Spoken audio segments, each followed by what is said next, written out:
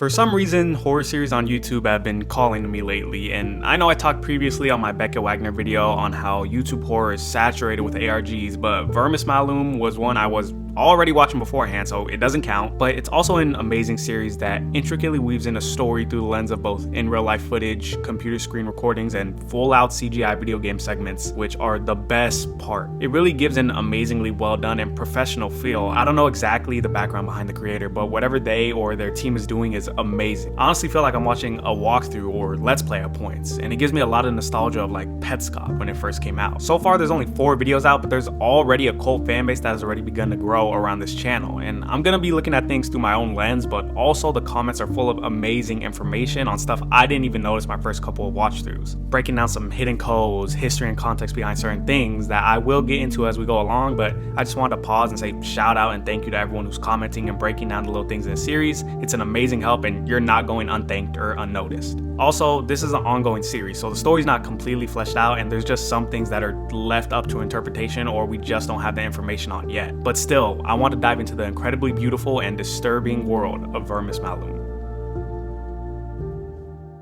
The first 2 episodes were released simultaneously, both uploaded May 12, 2024, and episode 1, titled Vermis Malum, starts off with the game opening up to an elevator with the song Open Up Your Heart and Let the Sunshine In by the Maguire Sisters, which is a song about not letting the devil into your life by allowing God into your heart. And the elevator is descending all the way down to the first floor, but instead of just me talking, let me play what happens.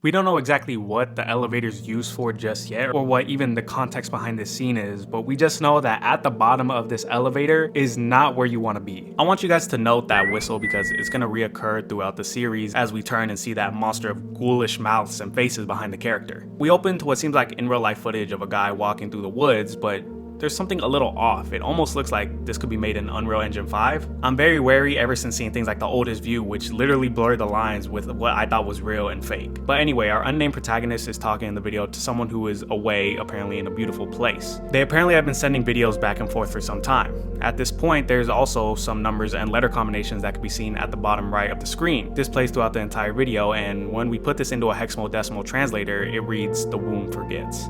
He notes it's weird walking the trail alone, so I presume whoever he's sending videos to is his significant other, who is away for unknown reasons at this point. He also tells about how he's been hearing a noise above his room and decides to check it out, in the fear that one day he's gonna wake up and there's gonna be weird water dripping on his forehead. In the attic, he finds a package underneath the installation of his roof, noting it was like someone had put it there. It's just a Dell laptop with the Princeton University logo on it though, and as he's booting it up, we also see a book by his table titled Number 9 Dream. Something to note is, even though there were 10 floors on the elevator, there's only 9 buttons. The 10th one is scratched out. He opens the laptop and turns it on, and we're shown a screen with the username saying Arthur, possibly a previous owner, and we can see an application in the top left titled Vermis Malum. There's also a CD with the same title that pops out as well. After this, we see he is again recording in the woods, and we hear that same whistle that appears before the demon attacked in the beginning cutscene. I'm going to leave it to charge some more for now. I have to take care of some stuff for work after I finish editing this, and it's already getting pretty late. But let me know what you think. Anyway, good luck with everything. I hope you're having a good time wherever you are when you watch this.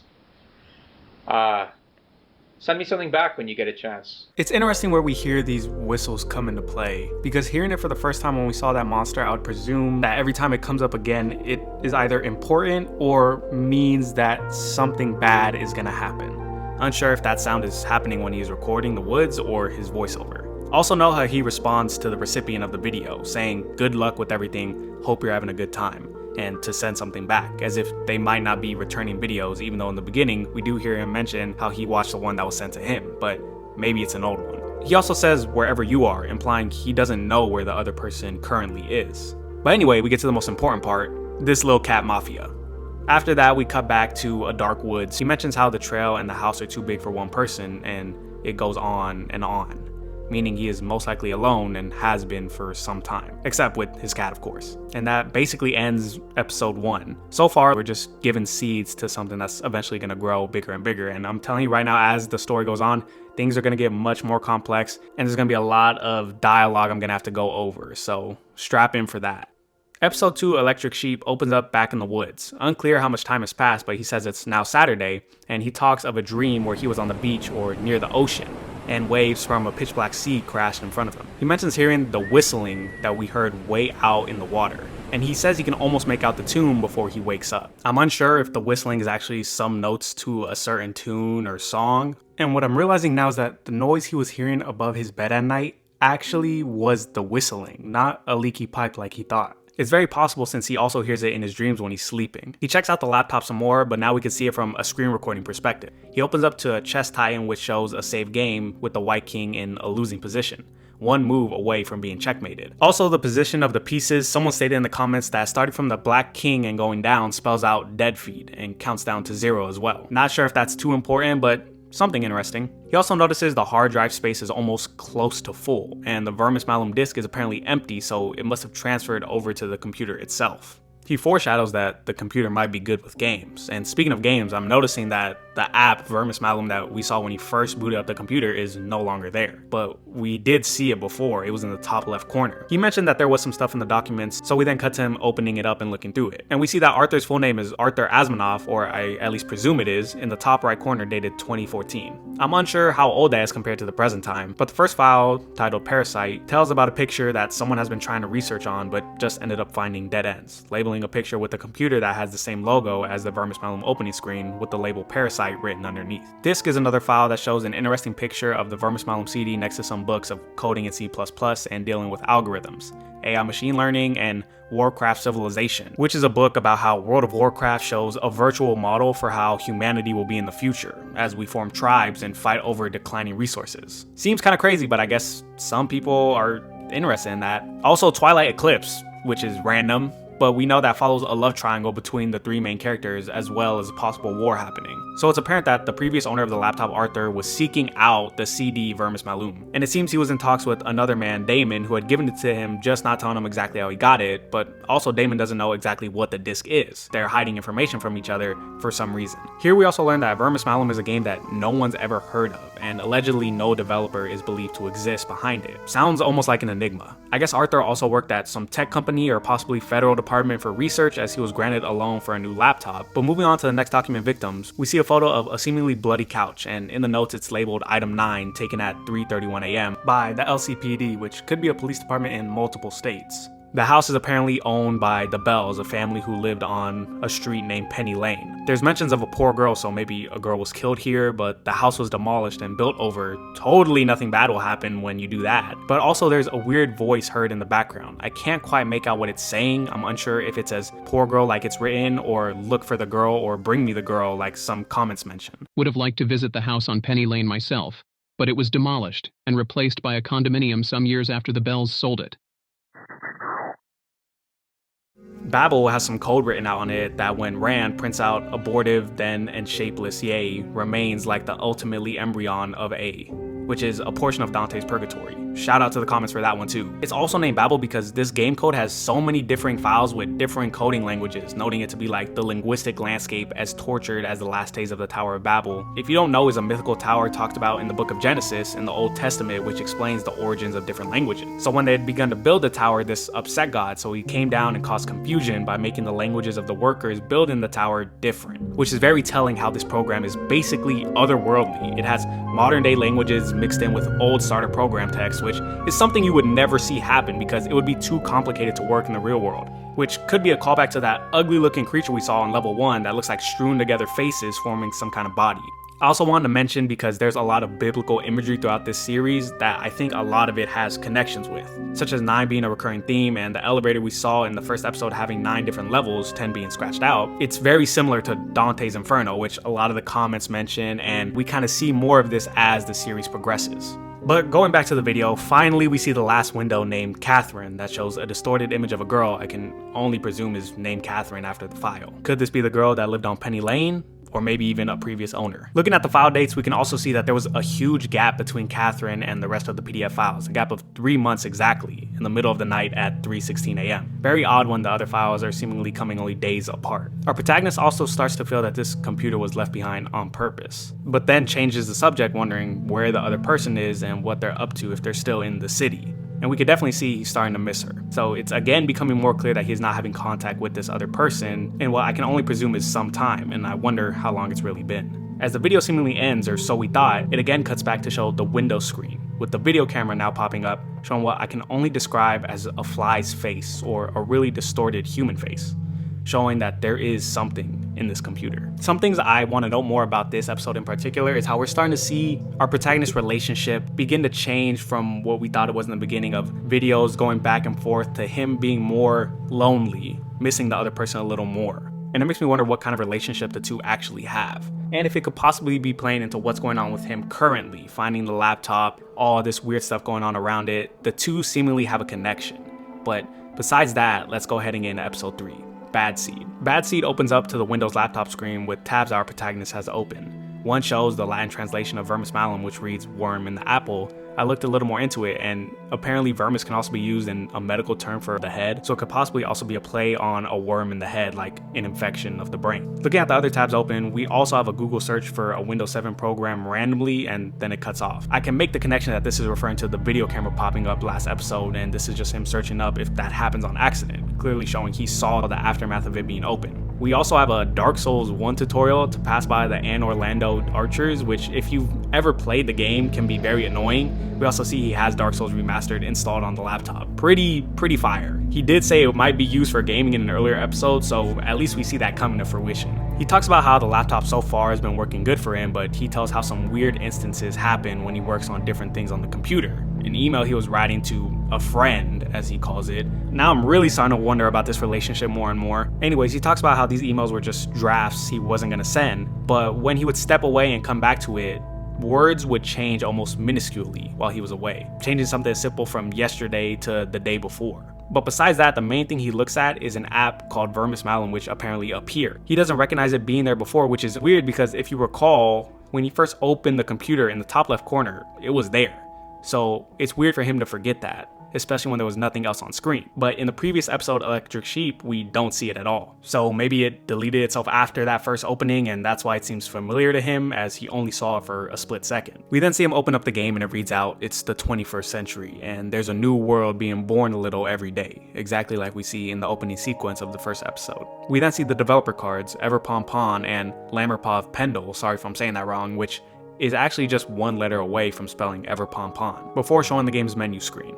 He opens up the past saves and almost deletes the previous user Arthur. Might remember him as the creator of all those documents we saw earlier, but stops just before doing so. It's also shown that Arthur made it all the way to ring 3, which means it can't be him that we see in the elevator because that person made it all the way to the bottom level. His icon is also green, which correlates to what we see in the elevator when it passes to level 3. We also learn at this time that our main character is named Lawrence. Finally, I could call him something other than the protagonist, and he is going through the options and a question is asked, how good are you at games? He scrolls all the way to the highest level option, but then stops, scrolling back down to medium, yet another instance of him not fully committing to a choice and second guessing himself, just like holding off sending both the draft emails he has and his video recording. Also, his favorite color choice is red, which I'm unsure if this will have any impact, but red is level 4 in the elevator. We also see once his profile is made that he has started out at level 9, so like I mentioned earlier, apparently there really is no level 10, or maybe level 10 is actually the real world, and once you enter the game, there's just no going back.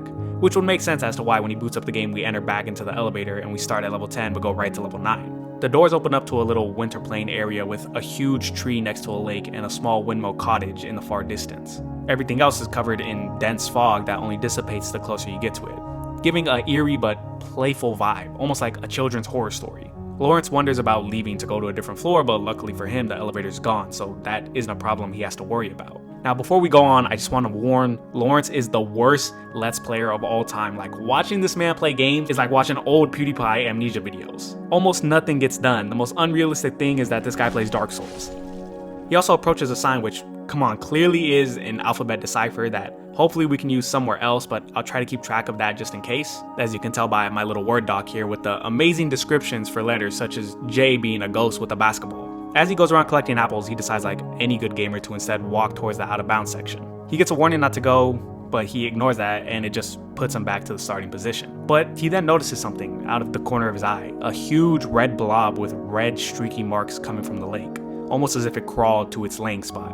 And as he gets closer, the sounds of flies buzzing around protrude and you could see them coming into eyeshot. But if you actually pause the video while near the blob, you can see the flies are actually just small hands. And the red mush is a rotting apple, slowly decaying. Sort of like what you would see happen when an apple is being eaten from the inside out. He turns around and passes by the lake, where we see a docked boat, and near it we get a date that pops up for a split second that reads 06/12/14, which is months before the documents Arthur started creating. After reading a sign, he is able to open up his inventory and finds his apples he collected and an iron knife that reads, "A crude make after the taste of old soldiers, unfit for senatorial hands." I'm unsure what this refers to, but as for right now, it implies that this was a soldier's sword, not meant to be wielded by those in a place of power. He finally makes his way to the Windmill Lodge, but just before entering, he hears this weird noise coming from the windmill that attracts his attention, but the door is locked. And the sound that the windmill makes is honestly visceral. It pops out of the scene so much.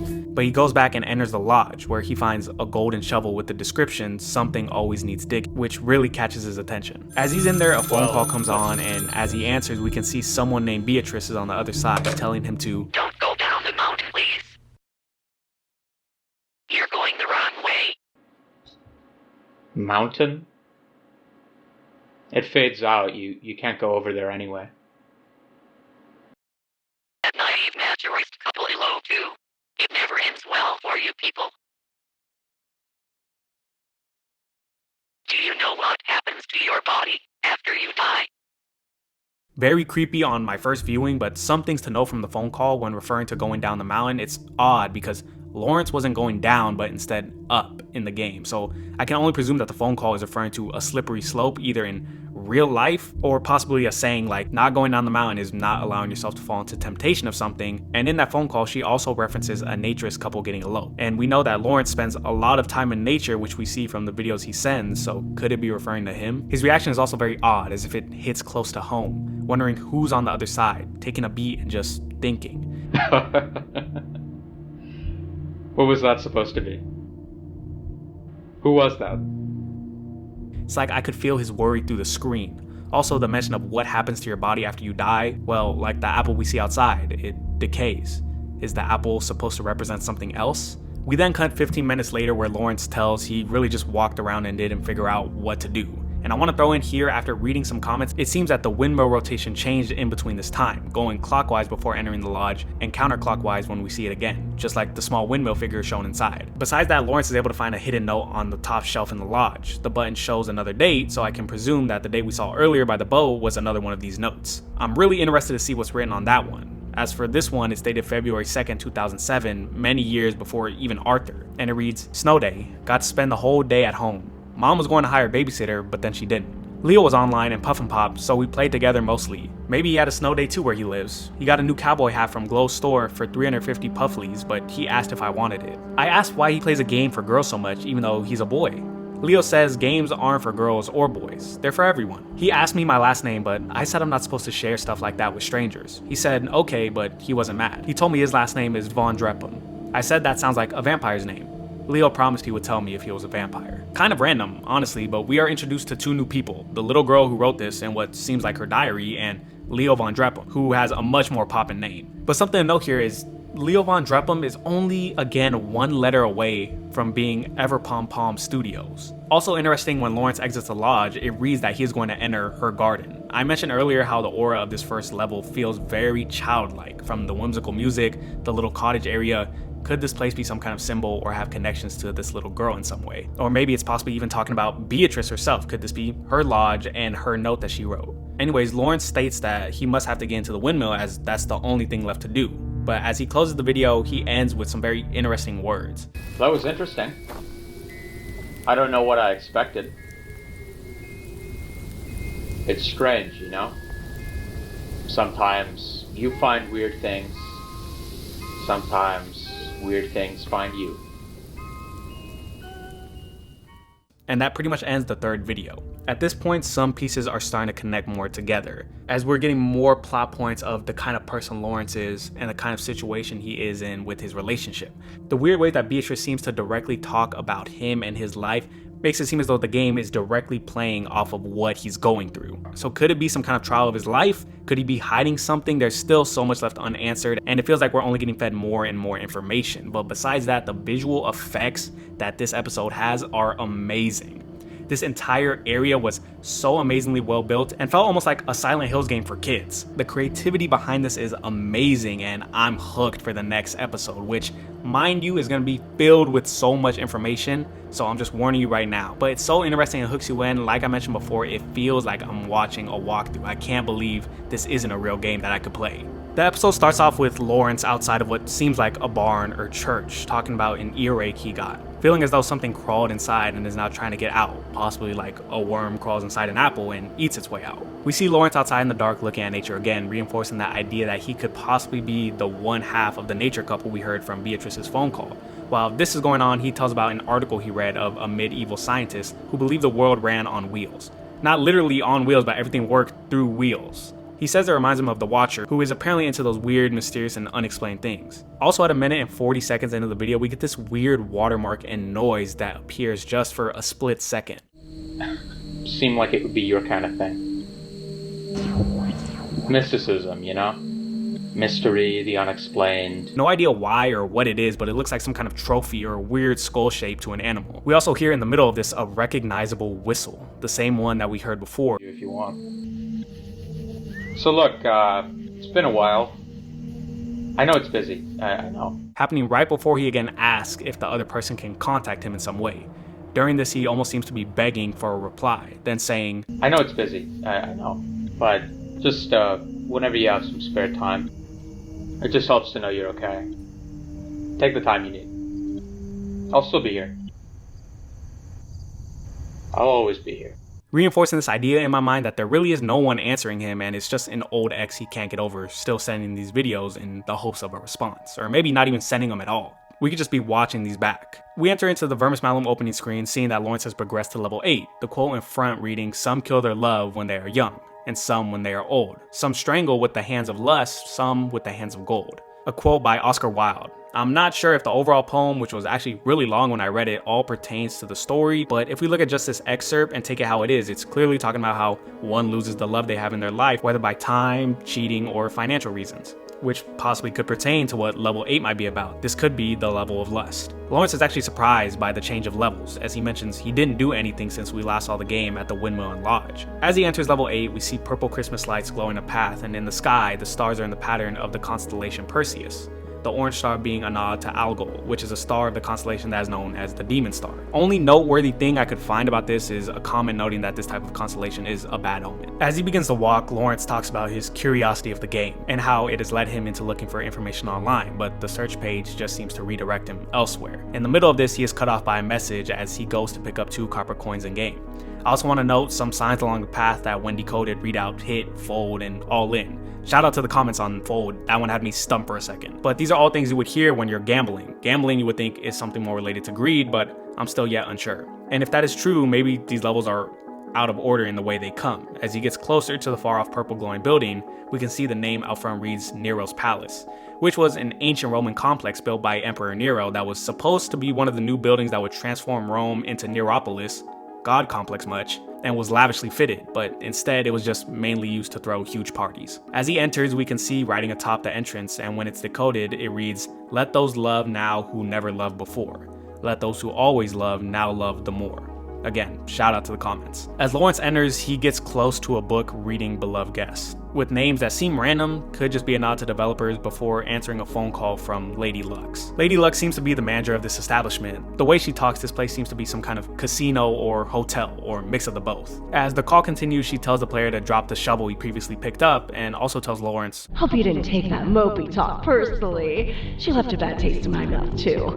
Some people are just sore losers." Win me something pretty, capiche? Mwah. I think she's referring to Beatrice, who we heard from in level 9, and if that's true, that might mean that Beatrice has been trying to give Lawrence some type of warning, at least from experience the way Lady Lux describes her being a sore loser. Lawrence contemplates deleting the gold shovel he has, but opts to hold on to it for now, again questioning in that same tone. The thing is, I don't want to do anything I can't take back. I think I'm going to hold on to it for now. Reaffirming his inability to make decisions that could have changes on his life. He then enters what is basically a gambling room filled with slot machines. He looks to walk up the stairs, and as he gets closer, it seems to be blood on the floor and the sounds of those flies near the decaying apple plays, before he's sent back to the entrance of the room. He decides to play slots for a while, ends up winning some coins, and oh my god, what is that? Okay, I'll just pretend I didn't see that, I guess. After some time, he goes to a vending machine which has prizes you can buy with the coins you win. There's yet another code on top of the vending machine that reads out, "You have to win the game." Unsure if it's referring to the casino games or Vermis Malum in its entirety. And the only thing he can afford is a napkin, which turns out to be a document with the title Devil's New Millennium by Conrad Church, dated August 3rd, 1999. I don't believe this is anything real, but seems to be about a man telling of his disdain for these extremists that say the world will end in 2000, referring to the Y2K bug or millennium scare at the turn of the century. He also makes some comparisons to a dead mammoth's carcass and even references a song whistled shrilly from a corpse flute. Kind of interesting when we experience those weird whistlings at times. Below this page though seems to be a form on the rejection of Conrad himself from whatever company or field he belonged to, telling of a complete 180 in his views, destroying his own legacy as he aged, being signed by Proshu Devam, if my eyes are doing me good. We also get a cereal patch with a puzzle reading, "I grow in graves, forgotten, where mourners no more tread. I only eat the rotten, I only kill the dead. What am I?" The answer, I thought it was worm at first, but digging more into it, I kind of believe it's mold. Does that answer have anything to do with anything? Well, probably not. But let me know what you got in the comments below. Lawrence looks to get the top prize, which is a foreign key for 6,500 coins, and even mentions he knows where it might go.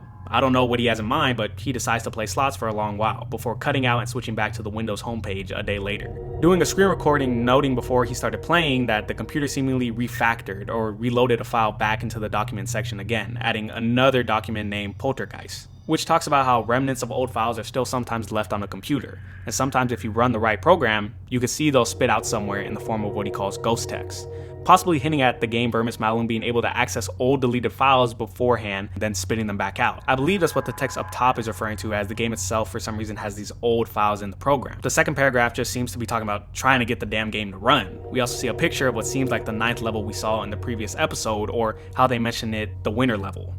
But it seems much more downgraded, almost looking like it was made in Minecraft, as if it's an older version of the current one we see now. Lawrence also notices that the text-to-speech sounds different. From what I can tell, it's the same voice, but does sound a little more solemn and down, and also mentions that his ear is hurting again.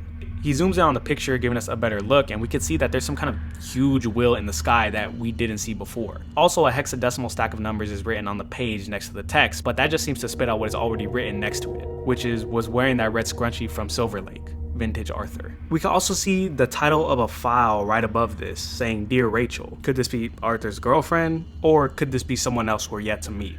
Next, we cut to Arthur entering back into the slot rooms, and he says he's figured a little hack to get the most out of the slots. I'll let him explain. So if we play one, we usually lose. But losing is actually what we want, kind of. Blueberry, grape, apple. Remember that. When you win, you can get any 3 fruits in a row. I didn't test it enough to really be sure, and I don't really want to. I think certain machines might be more likely to give you certain fruits, but that's not that important. What I realized was, when you lose, it always spins to one of the same few patterns. See? Blueberry, grape, apple. Like, what are the odds of that happening again right now, if anything is equally likely? And then I'll speed this up, but maybe you can see where I'm going. Also, real quick, in the sped up section, we hear the text-to-speech voice talking really fast. Telling you this. It doesn't even matter. She's with someone else now. There's nothing else I can do. When slowed down, it says, I'm telling you this, it doesn't even matter. She's with someone else now, there's nothing I can do. Which, out of everything we've got so far, might be the biggest clue in the entire series. If it does say that, then it all but confirms that the videos being sent are to an old ex or girlfriend who is no longer in the picture. moved on, whether that was by work or the breaking of the relationship, which as well aligns with Lawrence's character of being someone who second guesses his confidence and is always unable to let go, just like with the shovel and not sending the emails and the way he wants a reply that will never come. That's just one part to a bigger puzzle. But man, does it feel good to finally have something kind of coming together. Now, back to it. After he gets all 5 in a row, he basically wins the lottery. The coinage is off the charts, going so high up it even starts going negative before the game crashes. As we see some sort of face appear on screen very similar to the one on the video camera. He then appears right back at Lady Lux's front desk. We can clearly understand what Lady Lux is implying here, and Lawrence decides that the only way forward, since the game rooms are closed and the front entrance is shut with a tar or wax, what the heck? Anyways, he decides to travel to the high roller suites, and things get a bit intense.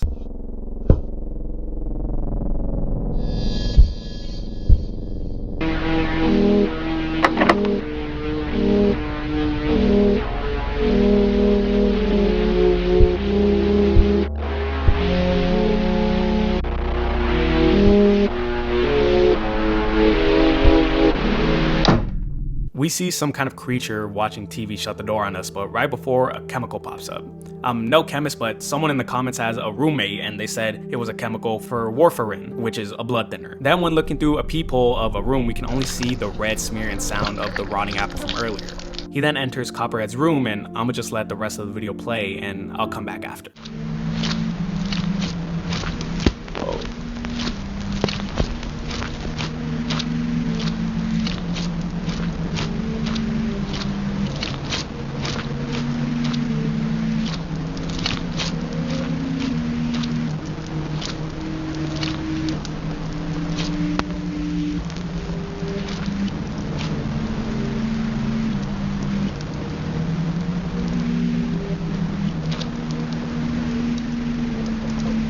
What?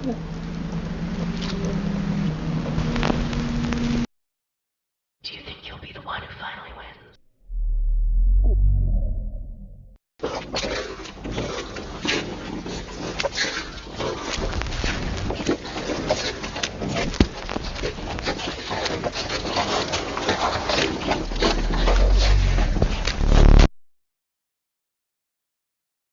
So entering the long empty room, there seems to be a few recognizable items that I recognized but couldn't put my finger on until I went back and rewatched the videos. And these 3 items here were all seen during the park segments of the first video. Like I mentioned before, I thought those scenes were made in Unreal Engine 5 because things were just a little off, but now going back, they're just items that are superimposed into the scenes.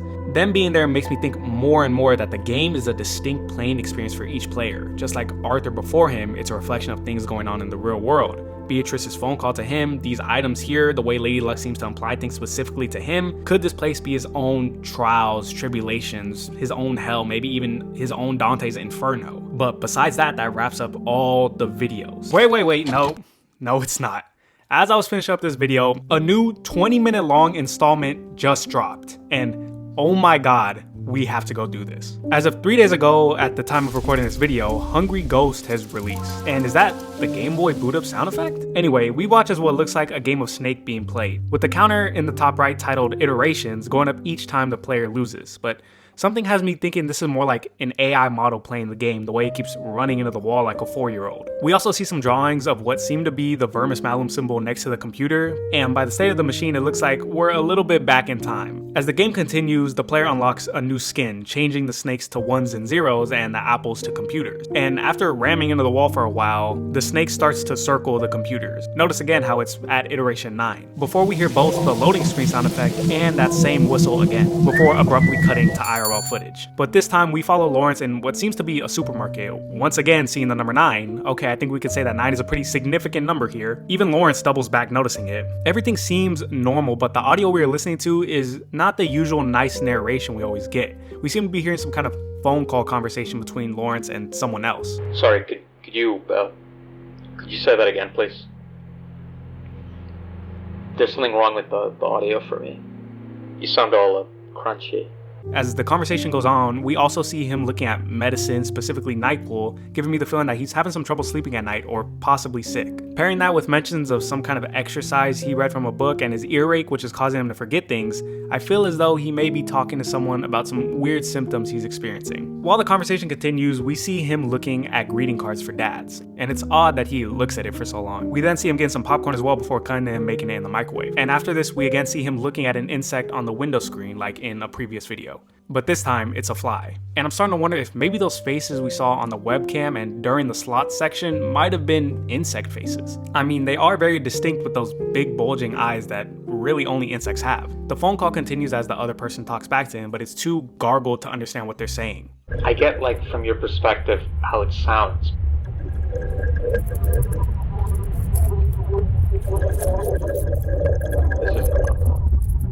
Who is this new person he's talking to? This is the first time we've actually heard him refer to anybody else at all in the entire series. And those little subtle fly sounds make me not trust whoever is on the other side of that phone call. He seems to then be asked if he remembers the 24th. He says yes, and he enjoys that it doesn't rain too much where he is now. I'm presuming the 24th was back before he was living where he currently is. And some big news is we finally learn about his significant other, at least I think it's his significant other, that is currently in Seattle, which would also interplay with possibly why he was talking about it not raining, as Seattle is a very rainy city. He goes on to talk about how he hasn't heard back from this girl in weeks, as an episode of The Twilight Zone plays in the background. Someone in the comments mentions that the episode playing follows a man dealing with survivor's guilt. I'm unsure if that has any connections to Lawrence in some way. He also again mentions talking about the email draft he never sent, which is now revealed that it may have been some kind of breakup letter. But then we are hit with this. If it doesn't end up working out, I'll respect that. It just really seemed like things were getting better. Yeah, exactly. But it's like you said, right? Everyone handles loss differently. Who exactly died is unknown, but it seems to relate with Lawrence and his significant other as well. Could this be the reason she's in Seattle while Lawrence is back at home making sure everything's okay? After this, we are shown the save files in Vermis Malum where Lawrence has now reached level 7 of the game. The quote that pops up now reads, "Call your friends because we've forgotten what it's like to eat what's rotten." Which is actually a quote from a song called Me and Mia from Ted Leo and the Pharmacist. And when I heard it, it's a banger. It's a pretty good tune to listen to, and now it all makes sense. This entire series was created so we could all go and listen to this song. Great marketing. But the song itself is actually pretty dark as it talks about eating disorders, specifically seems to be about bulimia. Anyways, getting back to the video, we are shown the elevator that opens up to level 7. This time we enter a long blue lit hallway. As Lawrence enters, a TV or heater turns on, I can't really tell, with a note in front of it. The pop-up menu reading Algol and Alfecha. Algol, if you remember, is that bright orange star in the constellation Perseus we saw above Nero's palace. The note itself reads, "And fleeing from the labyrinth found fair Ariadne, small reprieve. Her Theseus no more around, but in his stead a great pale steed. The rider bears his trophied scales, the serpent coif, eyes dreadful discs. And from that hungry gaze prevails the venom." Moving towards the door, we see that the next section is called Frozen Isles with, oh shit, what is that? Lawrence enters and picks up a cobalt fork, or a trident. He seems unfazed by all that is happening. When he opens up his inventory, he's really only worried about why he doesn't have more than 99 coins. From the look of the windows, he seems to be in some kind of store. After hearing some noise and looking at whatever's outside, he eats some sour grapes from the refrigerator. And seeing him in this setting is just making me believe that this game is somehow knowing that he went to the supermarket. It can't be a coincidence we saw him go to a store and now the next level is him in a supermarket. But as he eats, this video pops up right in the middle of the screen and I'll just let it play. Please, just let me finish. I didn't text you anything, okay? I literally have no idea. Great. Arthur, how much have you had to drink? It seems to be an old video from Arthur's time, apparently talking to his girlfriend. As he continues, Lawrence walks up on a phone, which he expects to be able to interact with, but this time around we get no call. Before the flash of some kind of drawing pops up on screen, and I have no clue what this is. It looks like a bunch of tablet pills or cups, as well as a beating heart that seems to be in the mop bucket that nobody notices. And as Lawrence turns, we get another code written on a sign, which spells out chilled meats, cold eats, sweet treats. And I mean, besides the fact that Lawrence is just eating cold refrigerated food like candy, I think there's a bigger meaning to that which will come back later. As he eats some more food, a fortune cookie PNG pops up reading, "Your lucky star is winking at you. Expect good things soon." And I presume it's a callback to the Perseus constellation we saw earlier. As he walks around, he notices a door different from the others and oh shit. Yeah, I was noticing this was starting to look more and more like a maze, and I've played enough horror games to know what comes next. Lawrence then walks up on a game of Pac-Man, but something is very off.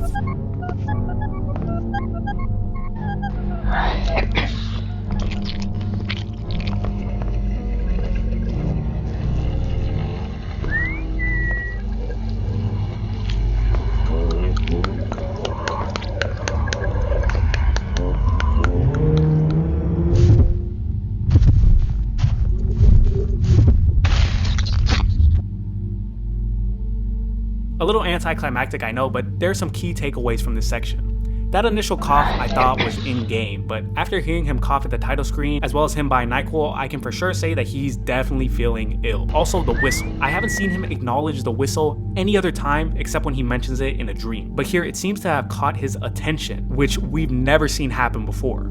And how can I not mention the fly creature eating the apple? I'm feeling much more confident about those other instances of the faces now being insects of some sort. And while this fly creature is running towards Lawrence, we can see those hand flies rolling around the camera. And the name tag on his chest, even though hard to read out, I believe spells G-U-L, or goal. Once Lawrence comes back from a quick water break, we see that a video has popped up titled Imagination Game in his documents folder, dated 11/3/2014, once again around the time Arthur had the laptop. With L6, I presume representing level 6, this quote here is part of a poem by Victor Hugo. It's actually a pirate song. It isn't the most pleasant thing, but the excerpt reads, "Be silent, darling, you must come. The wind is offshore blowing. You only change your prison dull for on that splendid glowing." It seems that every excerpt has some kind of correlation to the level we are entering. Level 9 was, I don't even think I ever went over it, but it read out, "So near to paradise all pairings end. Here loveless birds now flock as winter friends." I'm unsure what this level may represent, but I want to say it's treachery, as the quote clearly seems to portray how couples nearly reach paradise but end up betraying each other. And I'm also saying that because this is the only frozen level, and that was what the 9th level of hell was depicted in Dante's Inferno, but do with that info what you will. Level 9 is much clearer, either referring to greed or possibly lust, especially the way Lady Lux was talking. Level 7, clearly gluttony, and level 6, we will see. Continuing on, we open up to what I presume is Arthur's version of Vermis Malum. The game looks much older and way more pixelated. And the video shows his thoughts, telling how he believes this game he is playing is less like an actual video game and more like an imitation of one. Think about it like how Disney has buildings everywhere to give the illusion of a town, but in reality they're just hollow. They're trying to portray something real when in reality it's not. I mean, certain areas seem unfinished like level 9 at certain points, just leaving you with nothing to do after a while, and the sudden start of new levels makes it seem so fake. Arthur approaches this golden gate with more hidden code reading out, "All debts come due." We entered the Gilded Bastille, which roughly means Golden Fortress, with Arthur continuing to talk how the game seems almost real, with action, dialogue, collectibles, but Arthur then walks up to a cell with a Mac computer in it, with the pop-up reading Zenda Ruritania, which is a reference to a book called The Prisoner of Zenda, that follows the Prince of Ruritania being kidnapped when he is about to be bestowed as king.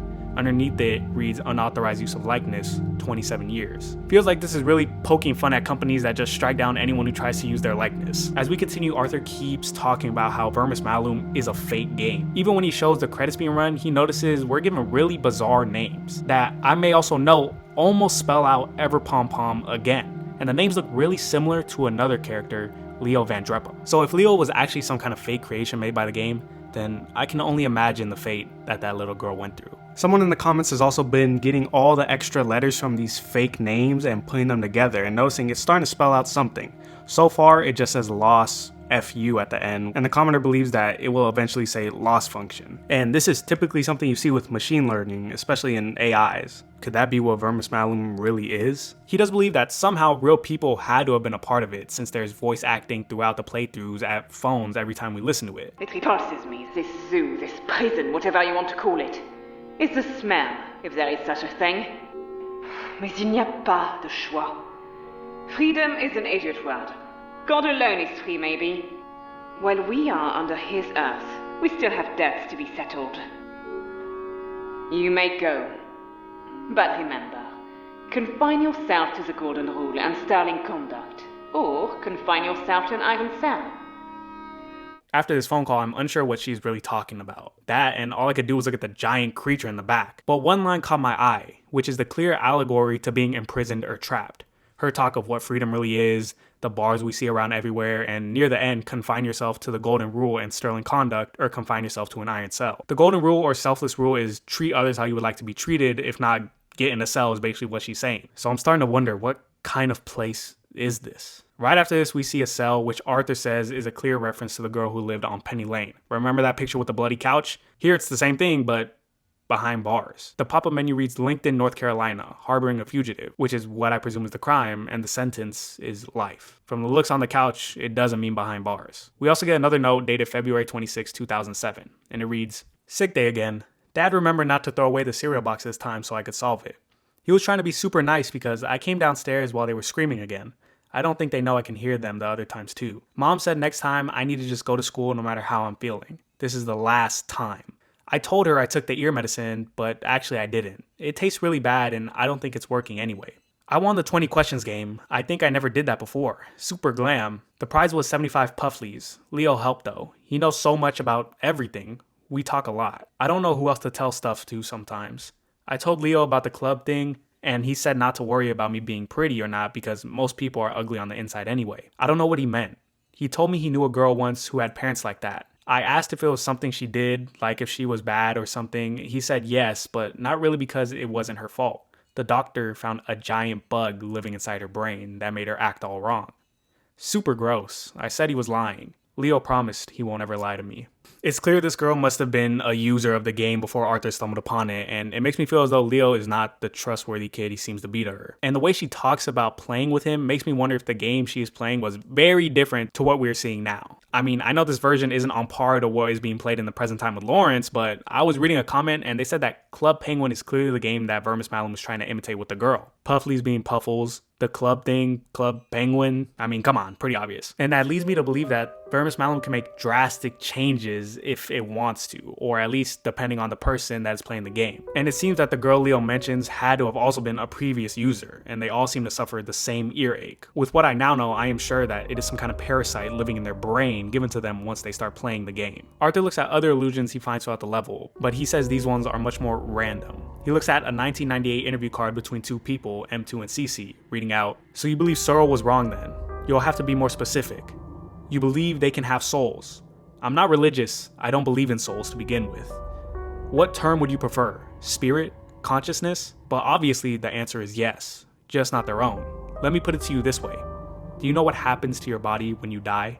It seems so random, but shout out to Non-Servium for this huge reference find that I think fits really well into why we're shown this. This excerpt and that famous line, "Do you know what happens to your body when you die?" is a reference to John Searle's Chinese room argument. The Chinese room argument, basically a theory, a philosophical argument that says that a computer or machine will never be really conscious. The experiment goes like this. An English-speaking person is locked away in a room with the rulebook of how to respond to Chinese notes given to him by someone through the door. He doesn't understand Chinese but can follow the rulebook to give the correct response. The person on the other side thinks they are talking to someone who knows Chinese when in fact they don't. This argument attempts to show that even if a machine seems to have all characteristics of having a consciousness, it really doesn't. It just simulates that knowledge, which is not intelligence. The commenter goes on to point out that this is literally where Arthur is right now. There's Chinese and English scrolling across the screen. So then that raises a question, is the game really conscious itself? Or is it just programmed to simulate having one? And could that possibly be what it's doing, infecting people over and over again, growing in strength each time until it reaches an end goal? But what exactly is that end? Moving on, Arthur then shows us a file that was executed when I presume the game is run, showing the description tag in the code saying parody. And I wonder, like Arthur as well, a parody of what exactly? What do you think ended up happening to this guy? Oh, now the real questions are being asked. And you know what? I think I know what the rotting apple is meant to portray. It has to be the bug eating out the brain, rotting it, destroying someone from the inside out, as we see Arthur acting really weird in the video, as well as the little girl in the notes and Lawrence both getting sick and having earaches. We once again enter the game. This time though, the phone actually rings, with a familiar looking name talking to us.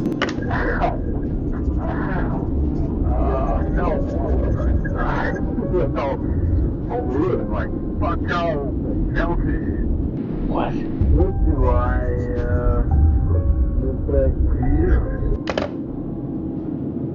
Lawrence goes back to see if Big G is still feasting, but as of right now, apparently not, and something odd pops up when he eats this brain food.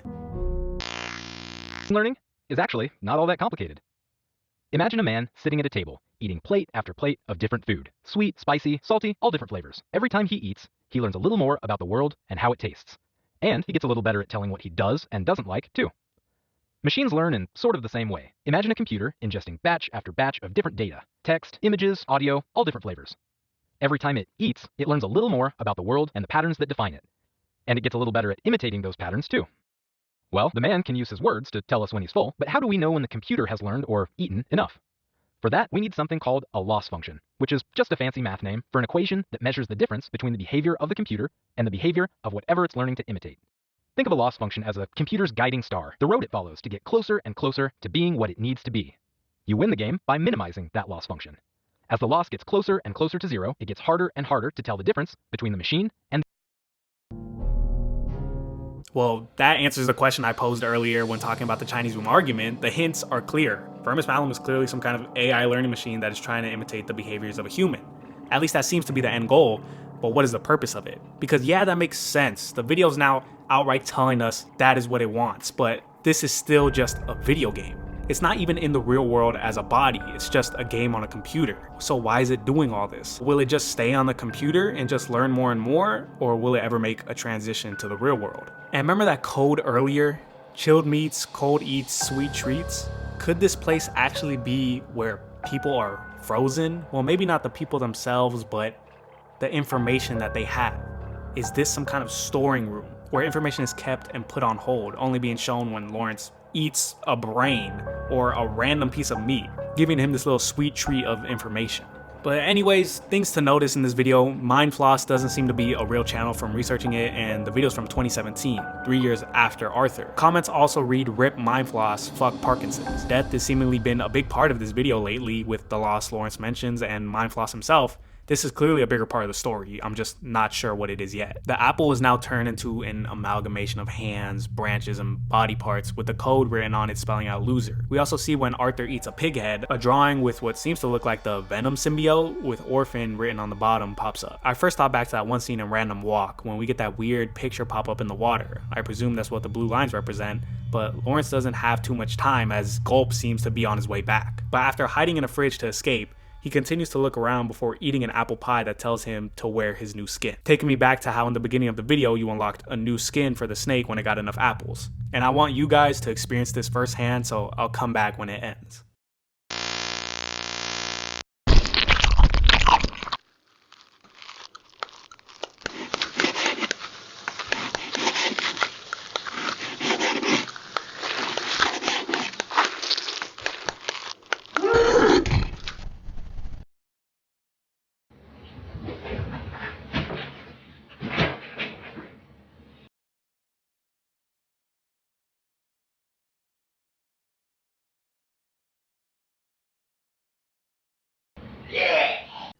That ending still gives me chills. The Vermis Malum symbol is dead center and transparent, with those arms now growing from everywhere.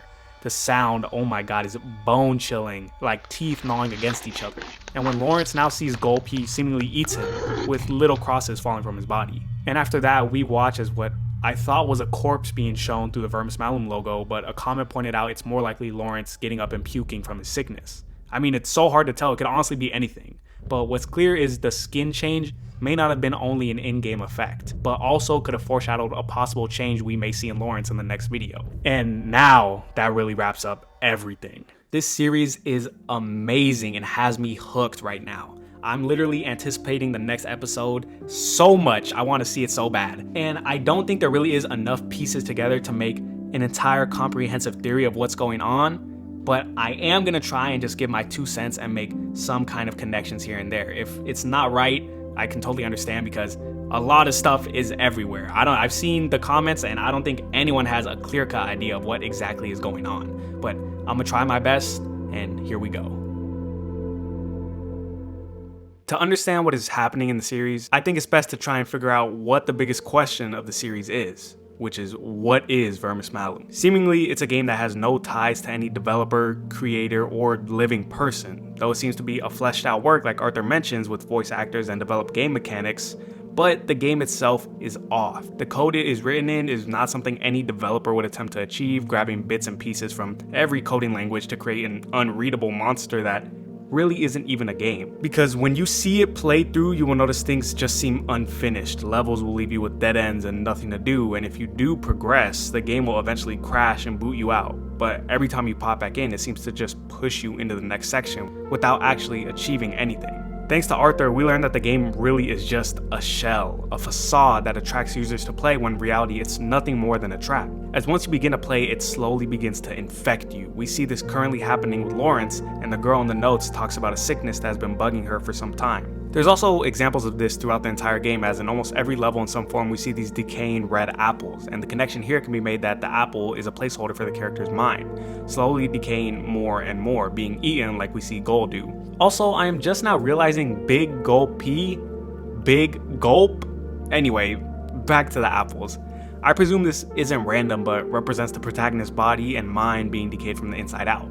And this has apparently been going on for decades. If the opening in Hungry Ghost is anything to follow, we may be on this game's 9th iteration or 9th victim. That would also help us understand why 9 is such a recurring number throughout the series. We're shown heavily in Hungry Ghost that the game itself seems to be an AI learning machine, one that only gets better and learns as time goes on. Examples of this are the loss function video shown near the end, as well as the connection to possibly the Chinese room experiment, which is a theory that deals with the idea of conscious robots. We also see a book about machine learning in one of the document files Arthur created. It's pretty clear that AI plays some kind of part in this. Once you couple that with earlier versions of the game not being so high quality as our current day model, and the little girl's notes telling us how the game she played was something more akin to Club Penguin, it seems that Vermis Malum has the ability to evolve. Again, backing up this idea that it's a machine learning model. That only gets better as more time and information is put into it. So with that being said, it seems that it's been slowly sucking the life out of all the players, and as it does this, the iteration goes up, advancing itself more and more to either feed its hunger or develop better understanding of humans, as it takes pieces of information from them, storing them in its code, sometimes letting them slip out when the game is run, or even having a dedicated level where these caches can be viewed. But okay, so what? We have an AI machine stealing the souls of people that play it. That's great and all, but what is the end goal of this? I mean, I get it, there's a monster with strewn together faces on level 1, but it's still only a computer game, or at least it is for now. You see, one thing that always bugged me was that beginning scene that opened up the series. That elevator ride going down to the first level and seeing that monster in the dark. Why are we shown that? It's clear we're in the most recent version of Vermis Malum, as the graphics are the same to Lawrence's, so if this is Lawrence and we see what apparently will be his end, why is that shown to us? Well, think about it. The game has the ability to infect its players without ever really doing anything to them. As long as they play it, they are already infected. It even seems before that they're already infected once they start to hear the whistling. So it wouldn't be so far-fetched to say that it could also do more than just make them sick. What if the game could actually possess a person? But the only problem is, it can't do that just yet, because it needs a certain amount of victims. Remember in the code from the first video, the womb forgets? It's a portion of a Bible verse in the book of Job. The full verse reads, "The womb forgets them, the worms feast on them, the wicked are no longer remembered, but broken like a tree." What if that quote is actually more literal than we think? What if Vermis Malum is some kind of womb creating something? The worm feasts on them, which Vermis Malum itself directly translates to worm in the apple, and the wicked are no longer remembered but broken like a tree. I mean, if it's stealing people's souls and then putting them into a new body, possibly the body of Lawrence, well, maybe that scene we are given is really him being fully possessed by the spirit of Vermis Malum. I mean, we basically see him eat a guy in the last episode with another secret code reading out, "You are what you eat." I mean, he is clearly turning into something. He even seems to be either instantly throwing up after this or transforming. I can't tell, it's still too dark. And speaking of Big G, I have a sneaking suspicion that he also might have been a previous player. And that could be true for the devil monster we saw in Nero's palace, so maybe we might see Arthur once this elevator reaches level 3, or at least what he's become. And if Lawrence really is the one to reach level 1, that means there is at least 2 victims that might have come after Arthur's playthrough of the game, but before Lawrence. But that's still based off the fact that this theory holds up. It could just change hands from Arthur straight to Lawrence, but there really isn't anything that tells us that. Especially if Lawrence's story takes place in present time, we're missing almost 10 years between them. But I know this isn't a concrete answer to everything, and there's still a lot of stuff I left out. Like, what about all the religious messaging going on in the series? All the Bible quotes, the clear references to Dante's Inferno, the naturist couple possibly being Adam and Eve, the big church-looking structure. Well,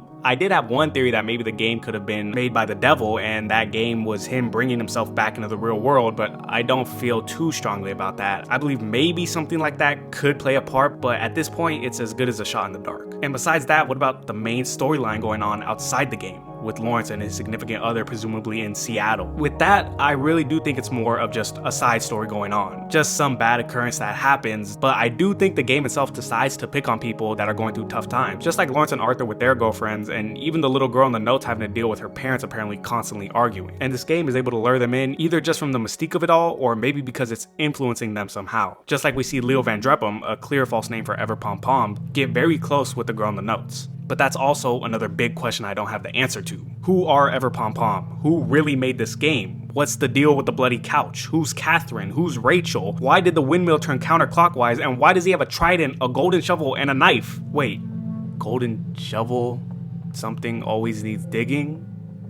Oh, gold digger.